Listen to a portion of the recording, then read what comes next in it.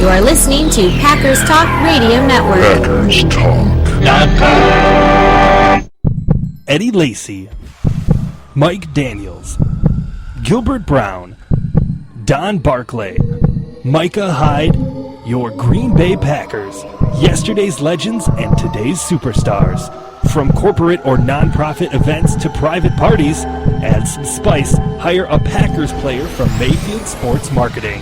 For details, just go to PackersTalk.com and click on Player Appearances. Are you looking for some signed Packer memorabilia? Look no further than Waukesha Sports Card. If a Green Bay Packer can sign it, Waukesha Sports Cards has it. Check our website for upcoming Packer player and legend signings. Go to WaukeshaSportsCards.com. Alert. Clear all channels. Fresh from America's Dairyland. Ladies and gentlemen. From the Benches Podcast.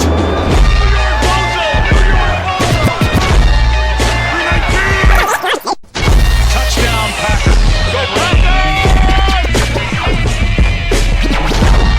Packers Talk Radio Network.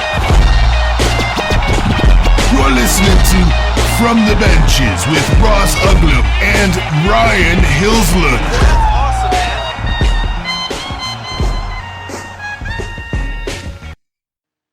Hello, everyone, and welcome back to From the Benches, and welcome to our draft recap show. My name is Ross Uglum. I'm a writer at cheeseheadtv.com, and with me, as always, this time live and in living color, is Ryan Hilslund. Ryan, how are you? I'm doing all right. We had a little bit of a rough weekend on the personal side. My voice is not where I would like it to be for recorded audio, but we'll power through it since we are here in each other's presence for one of the few times we get to do this. So we'll power through it and we'll go over the Packers draft. Yeah, Ryan's playing hurt today, guys. So I appreciate, as always, what he's willing to do for you all. It's a big sacrifice. We're going to talk a little bit, just real quickly, about Kenny Clark because we weren't able to do a mid-round recap show like we did last year. We're just going to have to kind of cram two podcasts into one, which is probably fine. But we talked at length about Kenny Clark. So any more thoughts that you had or anything like that? Well, I mean, I said in our initial reaction show that I'd liked the pick, but I wanted to see the big picture before I had a full opinion. Now that we do have the big picture, I really like it. I like him as the kind of as the centerpiece, but I also like what the Packers did the rest of the draft to build around him. The areas addressed, the guys that the Packers got throughout the rest of the draft. They didn't do anything to make the Kenny Clark pick look worse. So I'm still all in on the Kenny Clark pick. It's a good pick for me. I like the way they went with the rest of the draft. I'm not upset that that Kenny Clark was the pick in the first round after seeing the rest. No, I think that's a great point, and I think you're exactly right when you talk about where he fit into the entire class and then how this class fits into the roster. I'm going to put up my initial way too early 53-man roster prediction on tomorrow afternoon, which will be Monday. You guys might hear this on a Sunday, you might not. But I'm going to have a lot of really difficult decisions to make, and that's because of some of the things that happened further on. And before we get to further on, we have to go back to our tradition of best pick ever, worst pick ever. Because this show is a podcast and because it comes up on the internet and because there is absolutely no nuance to the internet, each pick can only be the best pick of all time or the worst pick that ever existed. So, Kenny Clark, best pick ever, worst pick ever. This is the best pick ever of all time. Okay, I agree. I think it's the best pick ever.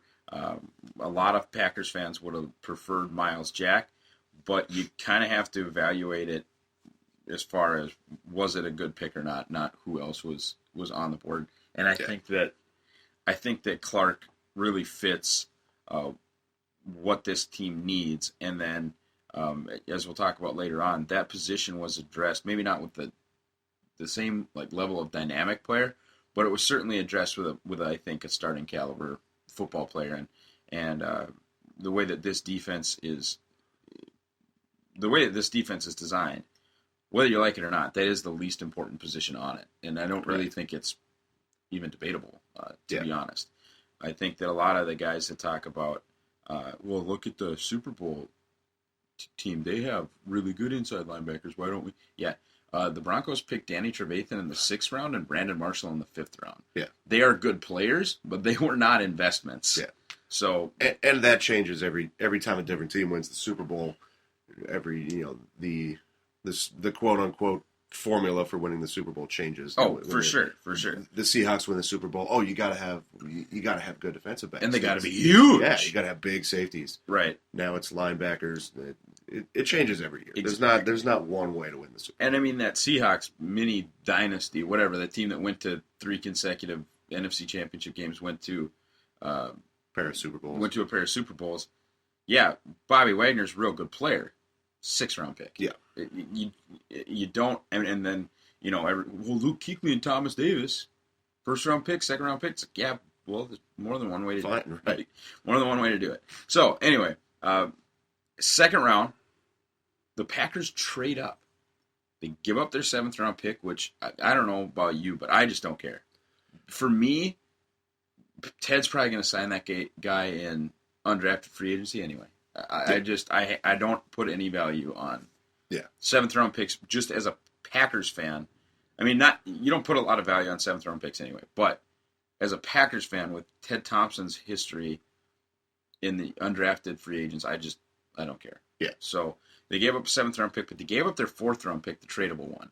So it ended up being that the Packers only got to pick twice when they were locked in on those 4th round compensatory picks. They moved up to get a guy, Jason Spriggs, super athletic, 6'6", offensive tackle from the Big Ten, played at Indiana, played against some top-notch pass rushers, Joey Bosa, obviously, Ohio State, Shalik Calhoun, Michigan State, guys that can get after it, seem to hold up pretty well. Ryan, do you think the trade-up was worth it? I think so. Like you said, that 7th round pick really isn't anything. At that point in the 7th round, you're really just kind of throwing darts anyway. The 4th round pick, you like to have. Ted Thompson's had some success in the 4th round, but sure. I really like this pick. So I think it is worth it. Like you said, a really athletic, really big guy. This is exactly the kind of tackle I was hoping that the Packers would target in this draft. I talked in the pre-draft shows about Jack Conklin, Taylor Decker, those guys as possible 1st round targets. I really like this this guy in the 2nd round. Real athletic dude, is not necessarily going to come in and start day one at left tackle, which is why he's not that prototypical top of the 1st round offensive tackle, but I think he has that kind of potential to come in and push David Bakhtiari as a left tackle. And if Bakhtiari ends up being better, holds on to that left tackle job this season, Spriggs is going to be a more than capable backup tackle to both spots. He's obviously a big upgrade, I think, over Don Barclay on day one, and I think he does have that ability if Bakhtiari's contract situation gets a little too rich for Ted Thompson's blood, then Spriggs is a guy who could potentially come in and be the left tackle if David Bakhtiari is allowed to walk in that free agent class next season. So I like this a lot. I think it's a really solid pick. It's like I said, exactly the kind of tackle I was hoping the Packers would go after. I like this pick a lot. Yeah, and I understand where you're coming from, and also, I mean, it gives versatility. If Bakhtiari goes and, like, say they decide Spriggs can't play right tackle, they'll just move Balaga to left tackle, and they'll go with Spriggs at right because he is so big.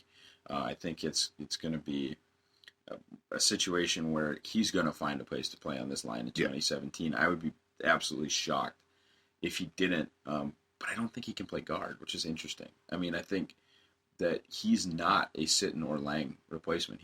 He's not. So you almost assume that Bakhtiari is not coming back at this point. Yeah. But I mean, and that's fine. I think Spriggs'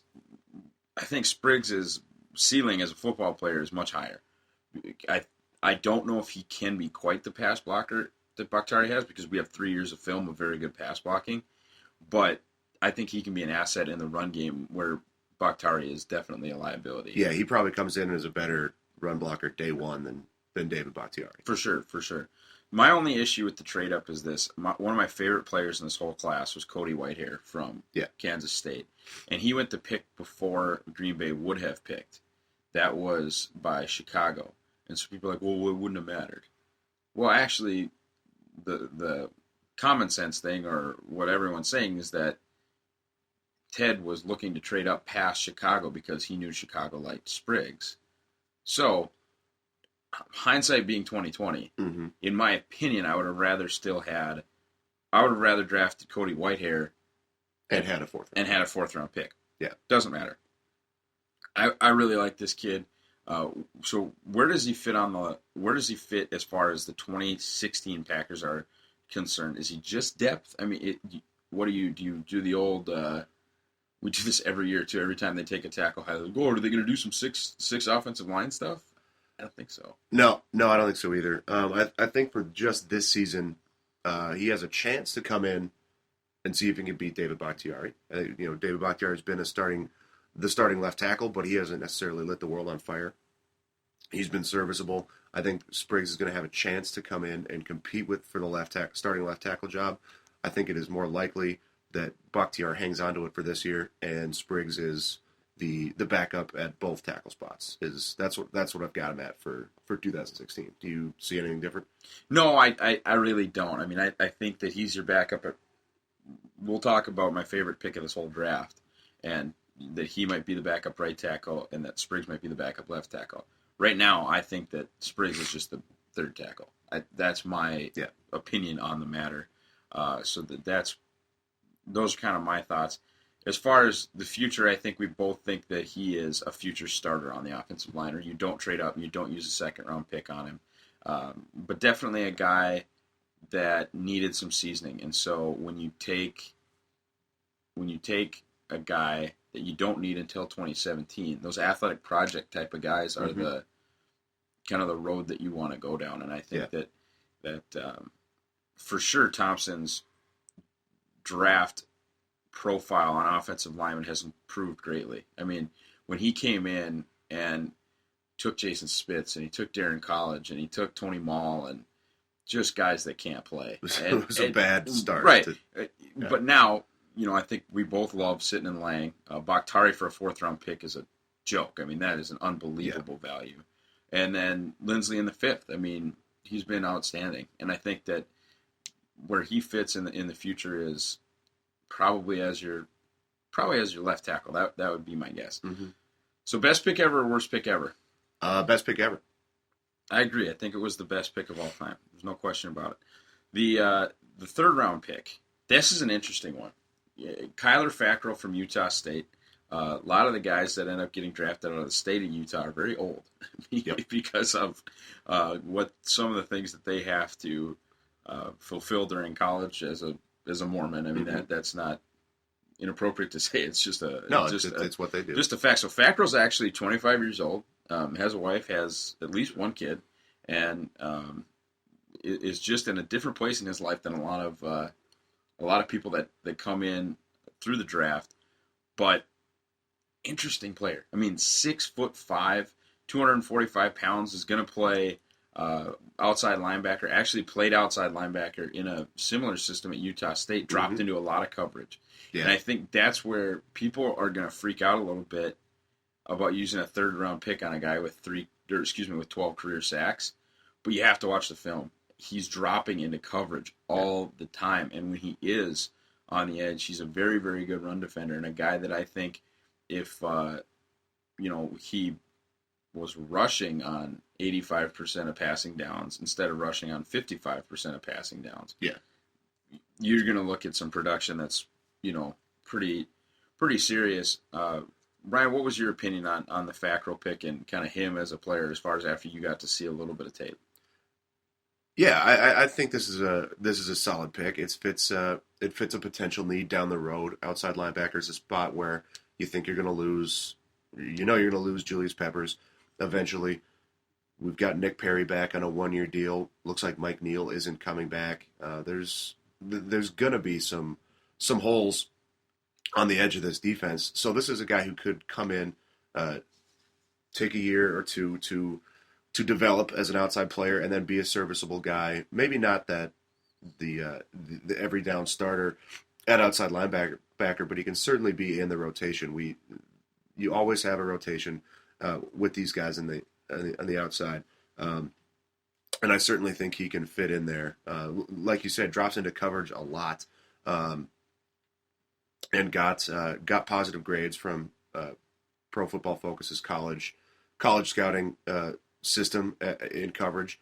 So he's a capable coverage guy on the outside. So it gives you a little bit of versatility with him. He's a guy who can drop into coverage, but like you said, I think he's a guy who can develop into a productive pass rusher if given the opportunity. And he's going to have time to develop. He's not going to become asked to come in and start right away. So I think we have the time to develop him, and I think he has some ability to eventually develop into a useful pass rusher. And it's not like the explosion that you'd see in a lot of athletes, but there is a fluidity to his game that I really appreciate.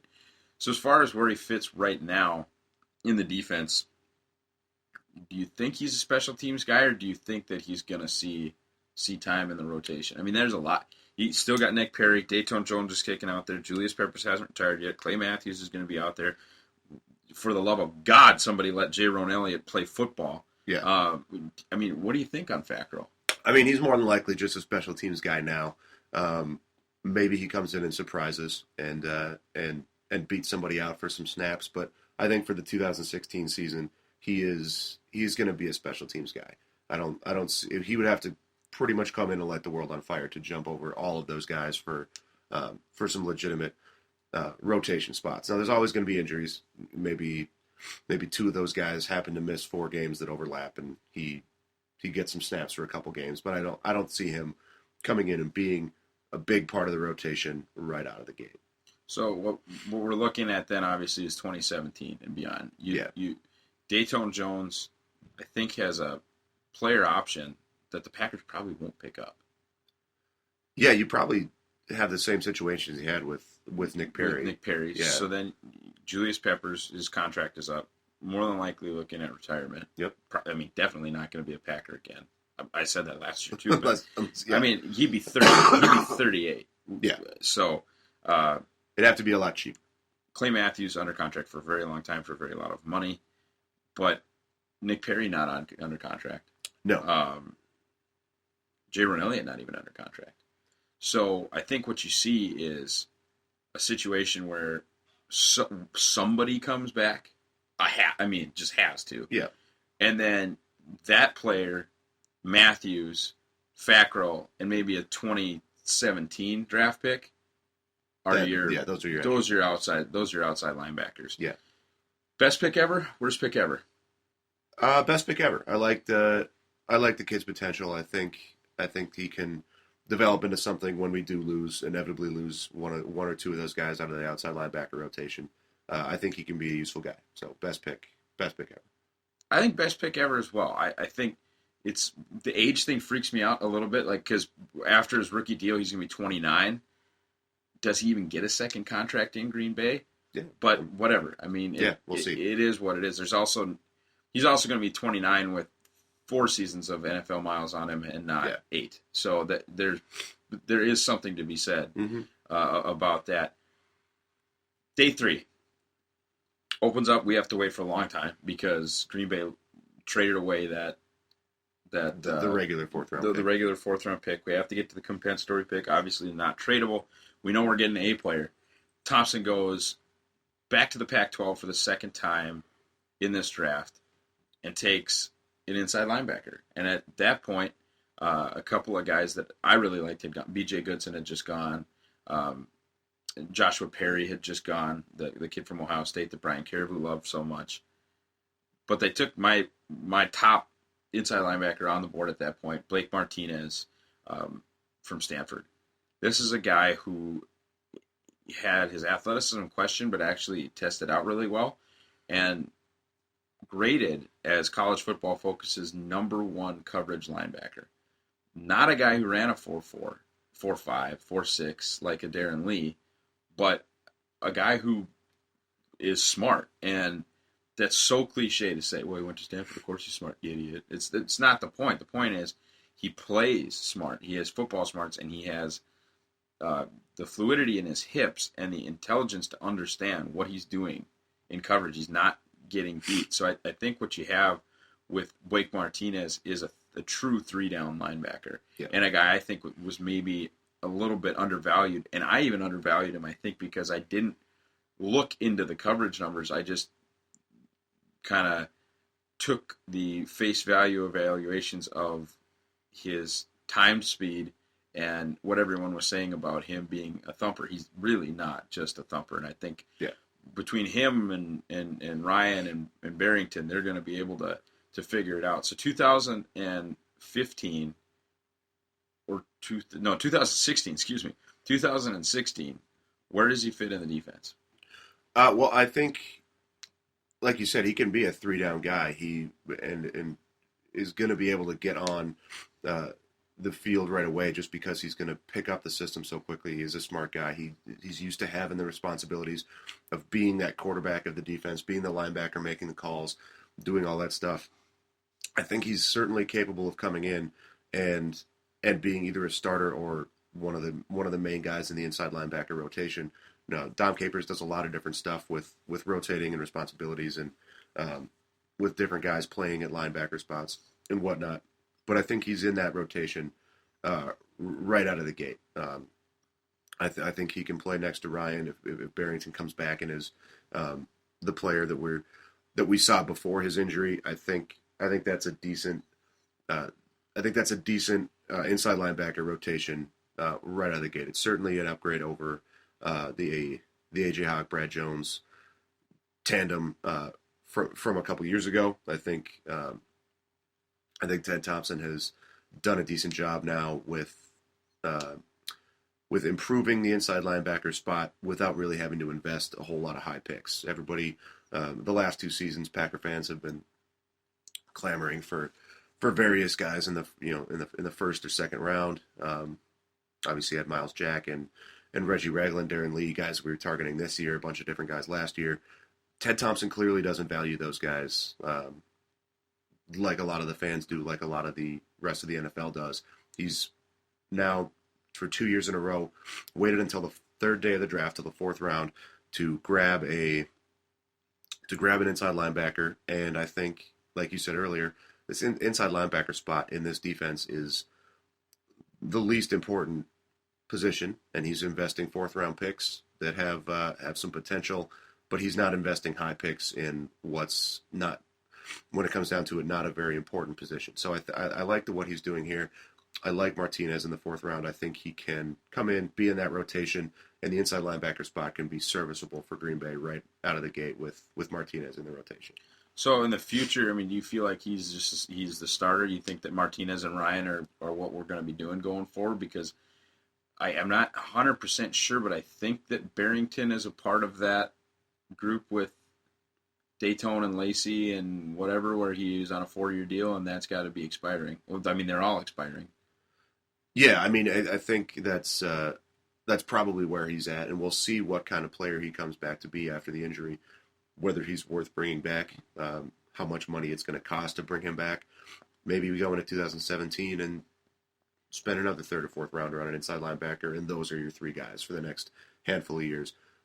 We'll see what happens, but I think it's obvious that Blake Martinez is going to be in that offensive line, in that inside linebacker rotation, either as the starter or as the first guy off the bench for the duration of his 4-year rookie contract, and then we'll see what happens after that. But I think he's a starter or very close to it right out of the gate, and I think that's where he's going to be going forward, barring Ted Thompson taking an inside linebacker in the 1st round next year. We'll see what happens. But I think he's there for the foreseeable future. Best pick ever or worst pick ever?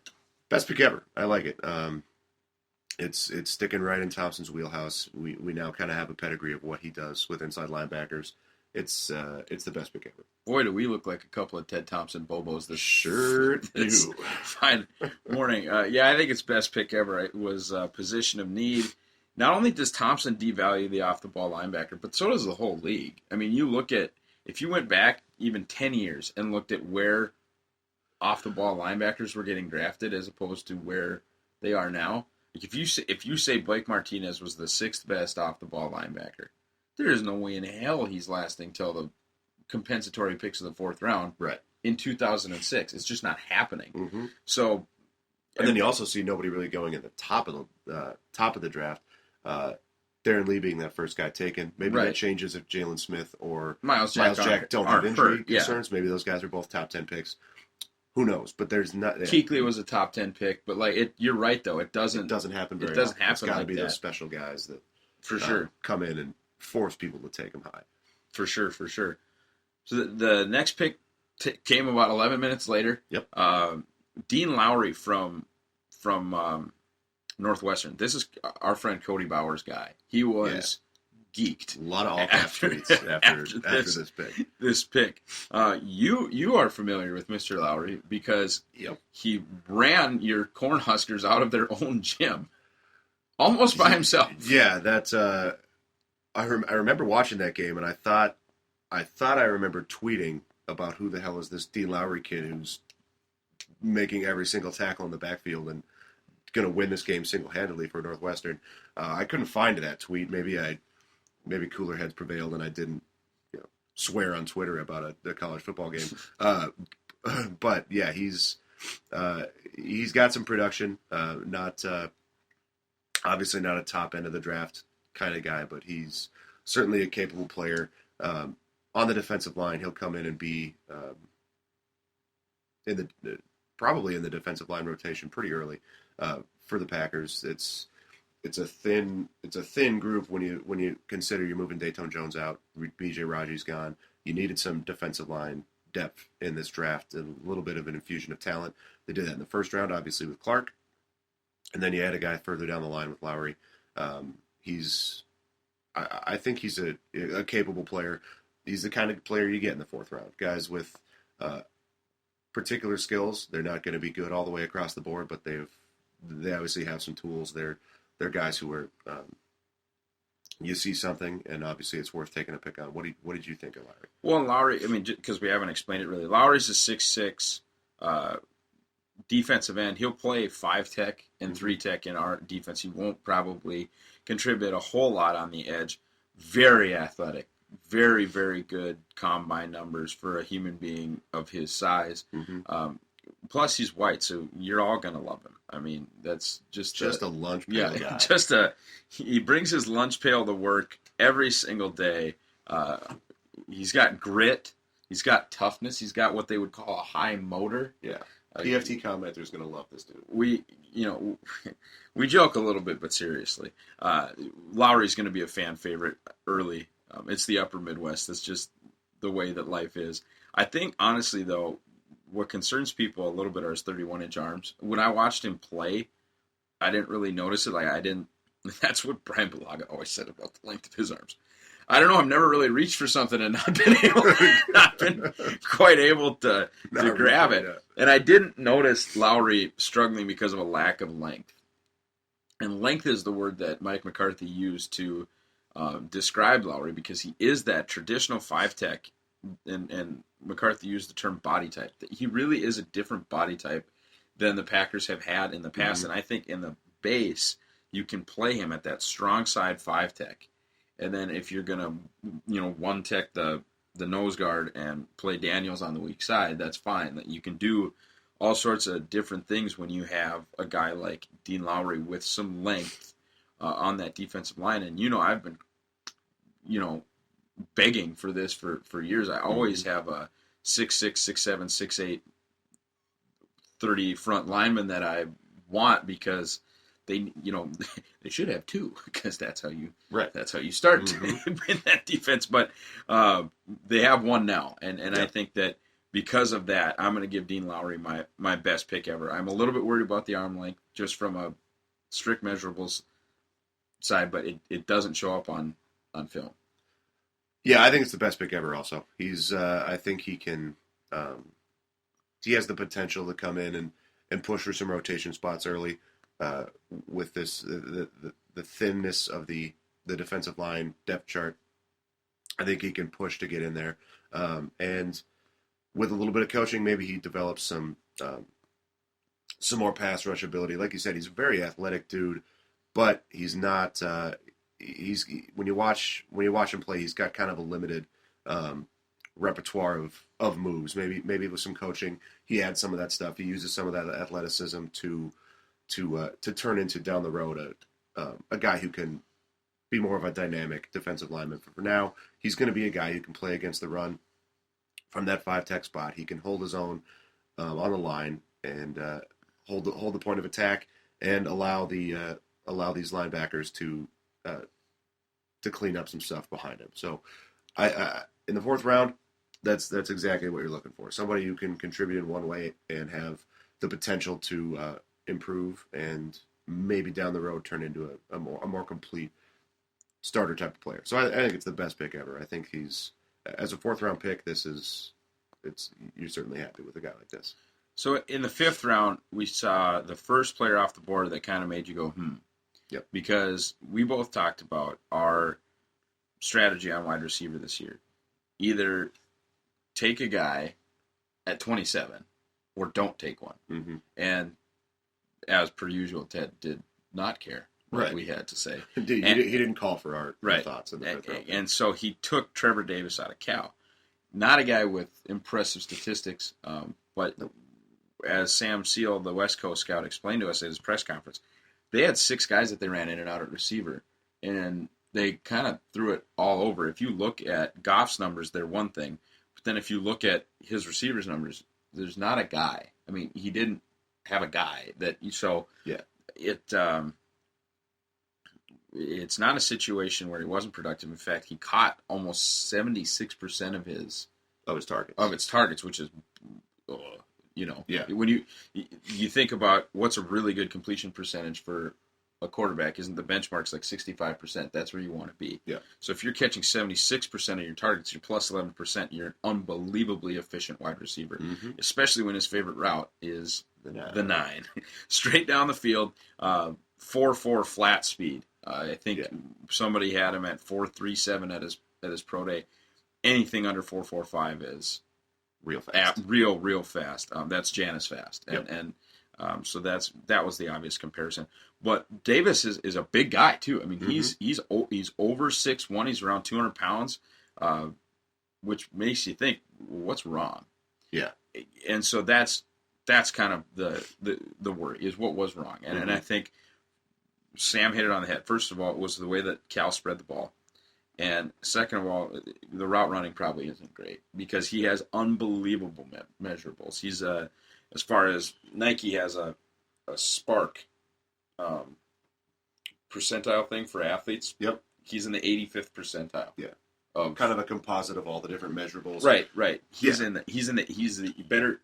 better athlete than 85% of the wide receivers in the league. That sometimes doesn't matter because Jeff Janis is really high up on that thing too. But that has been one of the criticisms of Ted Thompson over the years is he keeps drafting football players and he doesn't have any athletes. And that is real dumb. But the point is he got some athletes in this class, man. I mean, for real. So where do you think Trevor Davis fits in 2016? I don't really see where he's going to find a spot. Maybe he grabs Jeff Janis's kickoff return spot. He is not a guy who's going to come in and push for wide receiver reps right out of the gate.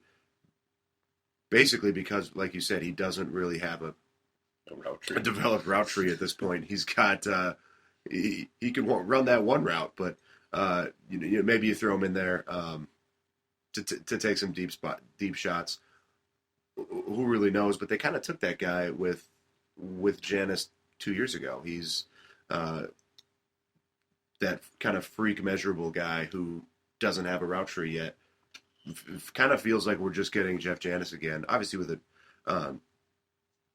a better pedigree coming out of the Pac-12 as opposed to Saginaw Valley State. But I just don't really see a spot for him. Maybe he jumps Janis, and God forbid Janis doesn't make the roster because Trevor Davis passes him. I think Wisconsin would riot, but I kind of see that as his upside, certainly for 2016.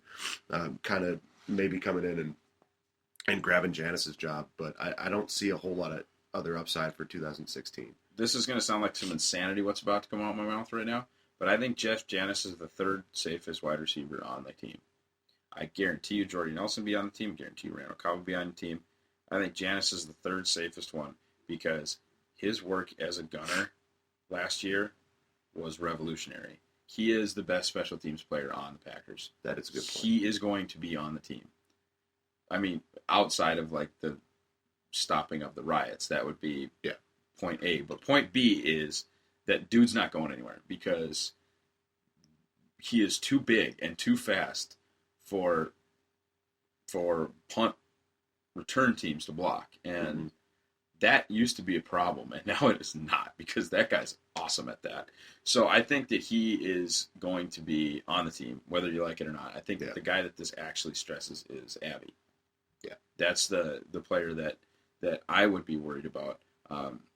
Unless, and this is just a crazy theory, but they could keep Lacey, Rip, and Starks, keep 7 receivers, and have the third back be a mix of Ty Montgomery and Randall Cobb. They could do that. Yeah. I mean, I would have to pour one out for my boy John Crockett. That would not make me happy. Mm-hmm. But you absolutely could do that and get away with it. I'm not convinced that they will. Yeah, but it's a possible. It's an option. It's an option. So I think right now he fits as a return man. He's a very, very good return man. And in the future, I think he fits as a. I mean, this is a team that has had to go to more of a rotation thing at wide receiver. They loved having Adams left, Jordy right, Randall slot, Richard tight end, and just never subbing, and never huddling, and just bang, bang, bang, bang, bang. Yeah. But now, with the diversity of weapons on this offense, I really think that you have to be a little bit more open to huddling and bringing in players. And switching it up. And absolutely. Throwing different looks and formations. And you know what? If Trevor Davis comes in and they assume it's a 9 route, good. Someone has to run with him. Mm-hmm. So you're playing on a wider field already. You have more space to operate. Yeah. Anyway, that's where I think he fits in the future, obviously, is as that deep threat.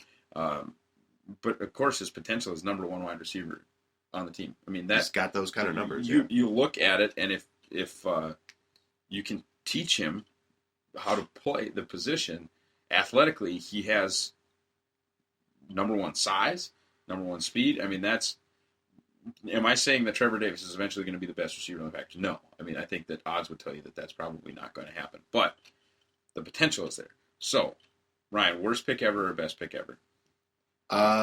First time in the draft, this is worst pick ever for me. It really was. I just don't. I didn't see it as a necessity. It's a 5th round pick. It's not a big investment, but I just don't see with the current makeup of the wide receiver depth chart why taking a receiver was even really an option later in the draft. Like you said, if they take somebody at 27 who's going to come in and immediately jump over Devontae Adams and be the number 2 receiver on the outside behind Jordy Nelson, fine, I could have been all right with that. But it doesn't seem like you needed to invest a draft pick in a wide receiver this year because we already had 6 guys who have shown an ability to play who were kind of set. I would have been completely fine with those 6 guys as your wide receivers going into the offseason. We'll see where Trevor Davis fits, but I didn't see it as a necessity. And it's a guy who's not going to come in right away. He's a developmental guy, and I just didn't see it as a necessity. So I think this is the worst pick Ted Thompson has ever made.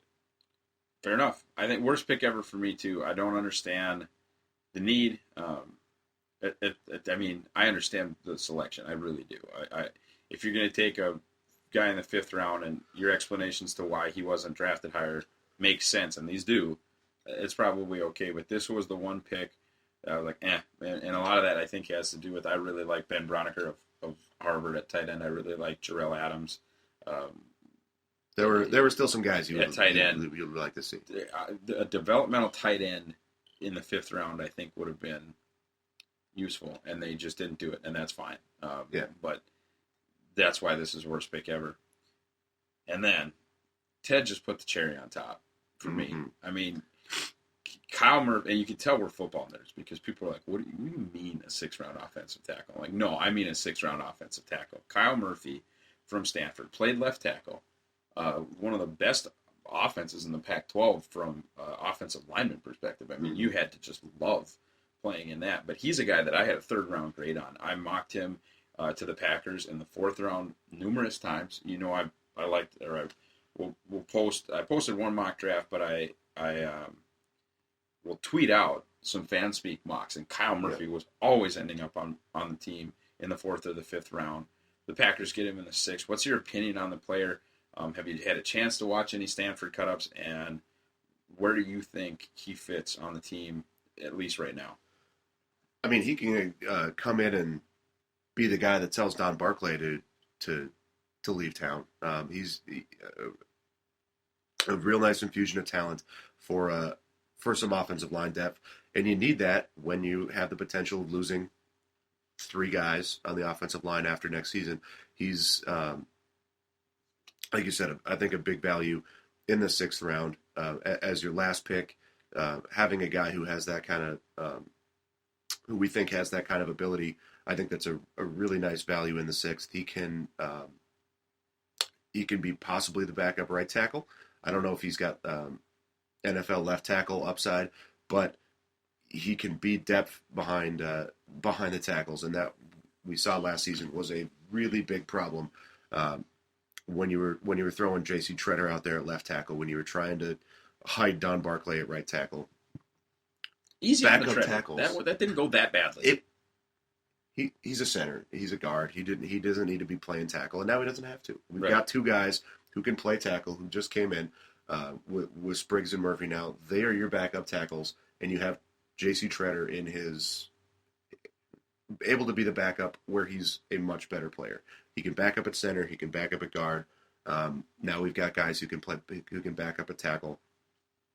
I really like this as a pick in the 6th round. This is a big value. I think it improves the offensive line depth a lot. That I don't know if he's certainly not a starting caliber player in 2016. He's going to come in and be depth. But who knows what happens when these guys maybe leave after 2016? It's kind of up in the air. But you've got a talented guy as a 6th round pick who can, at worst, be a long-term offensive line depth guy. I'm not convinced that he couldn't start this year. Really, I mean, I have him as kind of those 3. So like, you have to be very specific guy to play center. You have to be a very specific guy to play left tackle. You can kind of figure it out: left guard, right tackle, right guard. I think he could, if you had to. I think Kyle Murphy could start left guard, right tackle, and you would be fine. I mean, I don't think he would dominate, but I think you would be fine. I have that. If Lang tears up his ACL, sure, yeah. I would rather play Kyle Murphy if something happened to TJ Lang. I'd rather take my lumps with Kyle Murphy at right guard than try and get through this season with what the hell is that guy's name? Lane Taylor. No, thank you. Yeah, I think Murphy jumps Lane Taylor in the offensive line picking order right out of the gate. So anyway, I mean, this is an easy one for me. Best pick ever, and we're going to talk about our favorite picks of this draft a little later on in the show. But this is the best pick ever for me, and I might even be serious when I say that. This is best pick ever for me too. I like this. Obviously, I'm an offensive line guy. This improves that offensive line depth a lot, and this is the best pick ever for me. I love this as a 6th round pick. After the draft, we know as Ted Thompson fans, that's when things really get serious. The undrafted free agents get signed, and the Packers had a lot that they had to sign because there weren't that many guys on the roster going into the draft. They selected 2 fewer players than we thought that they were going to select, and so that became even more of a need, of course. Talk a little bit about your favorite undrafted free agent signing, and maybe you can even drop a couple of names. That's fine with me because there is a lot to talk about here. We're obviously not going to break them all down just because I can't imagine other people really want to hear us do that. Yeah. So Ryan, go ahead, talk a little undrafted free agent, and then I'll kind of give my thoughts. Well, I mean, obviously not a lot of big names going here, but guys who I think have potential to play, and we've always seen every year with Ted Thompson's undrafted guys, there's always an undrafted guy who makes the roster. So you kind of assume with the history, one of these guys is making the roster. Two possibilities. I look at Brian Price, defensive tackle from Texas San Antonio. A big dude, 6'3", 225. I think especially with Pennell's suspension, he's got a chance to come in and be on the roster in the for those first 4 weeks of the season when Pennell's not going to be there. So that's obviously we took two guys in the draft for defensive line depth, but I think when there's going to be that hole on the roster in the middle of the defensive line, I think that's a guy who could possibly come in and fit that defensive line depth, maybe get a couple snaps while Pennell's out. So there's a guy, and then you also look at Beniquez Brown, big inside linebacker out of Mississippi State in the SEC. Not the uber talented SEC guys that got taken at the top end of the draft, but he was a productive guy out of one of the lesser SEC schools, not the top echelon teams that are always competing for the national title, but he was a productive guy on that defense and inside linebacker as a whole. So it wouldn't surprise me to see him come in and grab a spot just because inside linebacker is such a weak position for the Packers. So those are my two Yeah, guys. the Beniquez Brown thing is real. I mean, he was a guy that I thought was a draftable player. There's a couple Mm-hmm. guys I thought were a draftable player. The one that I think has to jump out, though, is Peter Mortell. He's a Green Bay kid. Went to the University of Minnesota. He's a punter and a good one, and he punted a lot because Minnesota football is not very good, especially on offense. And he's a guy I think that, man, I don't know if Tim Mastay makes the minimum, but he better, because if there are any sort of cap savings in switching from Mastay to Mortell, I am 100% in. 100% in. You never, it's. I always take kind of the step back too and remember that, like, you're talking about someone's family having to move and stuff like that. You don't ever wish for people to lose their job, but he's just not effective, and you can only carry one. So you have to make a decision at punter, and I think Mortell makes it a difficult decision. Mm-hmm. It'll be interesting camp battle to watch. I know that they had a kid out there last year to compete with him. Mastay won the job or was given the job, whichever. I mean, I don't really, whatever you want to look at it, that's fine. But Mortell's one for me, and then Geronimo Allison. Love that name. From Illinois. It's funny because we talk about, well, we don't. This kid better make the practice squad. I mean, we talk about the fact that they didn't need to take a receiver. This kid, though, 6'4" and fast and big, and then of course, well, why didn't he get drafted? We'll find out. But from a body type perspective, I always talk about receivers as a basketball team. You got your wing guys like Devontae Adams. You got your point guard Randall Cobb. They've been missing the power forward forever. Geronimo Allison could be a power forward. I really think that, and so I think that he's got a chance certainly for the practice squad. And then corners have a chance too. The Greenwood kid from Alcorn State. You have to look at even the kid from Northern Iowa, though. To hell with Northern Iowa. But even at that point, I mean, you do have a situation where you lost Casey Hayward, and he wasn't replaced in the draft. And so the only the true corners you really feel okay with are Randall, Rollins, Shields. End of conversation. You and I really like Ladarius Gunter. Mm-hmm. But it's not like there's some there's spots up for grabs. Ocean of depth at corner, and you and I both understand that. You just move that guy outside, and then Micah Hyde comes and plays corner, and everything's fine. You shuffle stuff around, and I do get that. So I just there are quarterback spots on the roster that are not locked down. These guys could come in and surprise you and grab one of those spots. So that was our brief undrafted free agent discussion. I hope that you're all still with us and awake. Ryan, did you pick up any themes from this draft? I mean, every draft has kind of a flavor to it. What was the theme of this draft for you?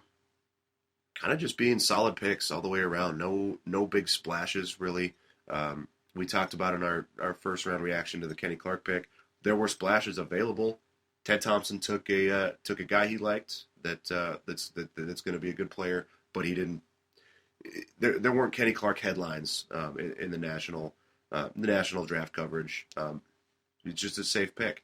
I think that was kind of the way all the way down the board. Guys who get really into the draft, like yourself, would think that Kyle Murphy's 6th-round pick is a splash, but it wasn't a flashy draft. But needs got addressed. These are all solid players. I think up and down the board, this was a really, really solid draft. All these guys can contribute, and they have potential to be good players for the Packers. It was just solid, not flashy, all the way through. I think I'm going to use a different word, but for sure, we talked about last year where it was such a luxury draft. It was such a sizzle draft. He took 2 corners. He took an inside linebacker. He took a kick returner. He took guys that operate on the perimeter and the edges of the defense and the offense, guys that aren't the core. This was all about the core. Steak is the word for this draft. Mm-hmm. Spriggs is steak. Murphy is steak. Lowry is steak. Clark is steak. These guys are the beef. Mm-hmm. I mean, that's what this was all about. Even Fackrell, to be honest with you, at 6'5", 250, is the steak. And that's the other thing. He got athletes, and we got way bigger this year. I mean, this is These are all big height, weight guys. All height, weight, speed. I mean, no wonder Cody Bauer's just beside himself after this draft, because these are huge human beings that got drafted by the Packers. And I think that's probably important. I mean, they got away with playing 4-3 defensive tackles in a 3-4 for a very long time. They've gotten away with undersized pass rushers. They've gotten away with undersized pass rushers for a very long time. So I think what you've got here is a height, weight, speed draft and a beef draft, and that's maybe something that the Packers need. And I know you and I feel pretty good about this one for sure. Yep. Ryan, what's your favorite pick of the draft? My favorite pick was Jason Spriggs, 2nd round. Like I said, exactly the kind of guy I was looking for a tackle. I talked pre-draft about taking one of those guys possibly in the 1st round. This was a great pick in the 2nd round. You get a guy like that with that same kind of potential who doesn't have to start right away. Maybe has the potential to do it, but doesn't have to start on day one. You get a guy like that in the 2nd round on top of a really talented defensive lineman in Kenny Clark. I love the value. I love the guy's athleticism. I love his size. I think he can. I really like what he can do. Provide either as depth or as your potential left tackle going forward once maybe Bakhtiari's let to walk elsewhere. So I really like Spriggs, really shoring up the offensive line and making those question marks going into next season, kind of answering those before they're big problems. It's addressing a need before it's a need. You didn't want to go into next season where you had to take an offensive tackle in round 1 because David Bakhtiari signed a contract with somebody else. I like that this guy's already on the roster. We're going to know what we have. We're going to know whether or not it's a luxury to let David Bakhtiari go, save that money, and sign Josh Sitton, sign Eddie Lacy, sign maybe Nick Perry again. We're going to get a really good feel on the offensive line this season before it's a big potential problem next season, and I love that in the 2nd round. My favorite pick from this draft is Murphy. There's no question about it.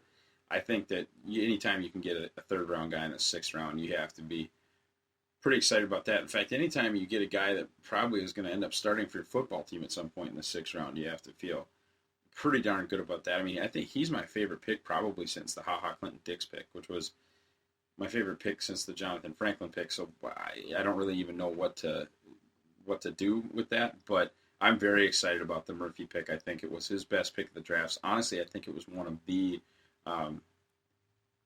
best picks of the entire draft, just from a value standpoint, where I had the player evaluated and where he went. There was a really big difference there, and maybe that means that I was wrong, but if I wasn't, then it was a pretty fantastic value. Yeah. Guys, we want to thank you as always, especially I think this might have been a long show, so we want to thank you for sticking with us. We want to thank you for downloading, and of course, thank you for listening. The best way you can help us out is to subscribe to us on iTunes. Leave us a review. We prefer those with 5 stars. Leave us a comment. Let us know what we could be doing better. Let us know what you appreciate. It just helps us come up a little higher. People search for Aaron Rodgers. People search for the Green Bay Packers on iTunes. You're going to see the Packers Talk Network come up sooner. Speaking of the Packers Talk Network, you can follow the network on Twitter at Packers Talk Net. You can follow myself. I'm at Ross Uglum. Ryan? I am at Hillisland358. And you can even follow the show at From the Benches. Thank you guys for listening one more time, and go, Pack, go.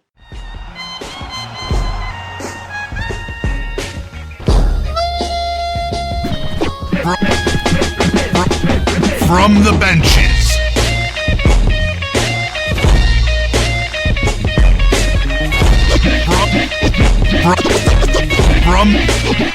From the benches.